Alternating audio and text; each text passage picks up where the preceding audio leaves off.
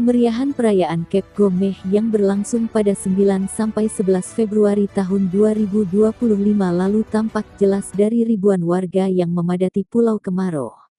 Perayaan ini selalu menjadi momen yang dinantikan masyarakat, dan kali ini Astra Motor Sumsel turut berpartisipasi dalam memeriahkan Cap Gomeh di Pulau Kemarau ini dengan menghadirkan Honda at Family Day.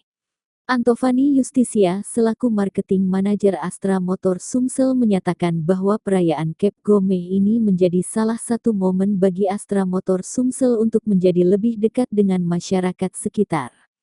Event Honda at Family Day edisi spesial Cap Gomeh ini pun mendapat antusiasme tinggi dari masyarakat. Berbagai kegiatan yang melibatkan kebersamaan keluarga dan komunitas berlangsung dengan penuh kegembiraan. Pengunjung juga berkesempatan melihat langsung unit display dari berbagai sepeda motor unggulan Honda, seperti Scoopy, Stylo, Vario, serta model terbaru yang baru saja diluncurkan pada Januari lalu, yaitu New Honda PCX 160. Tak hanya itu, bagi pengunjung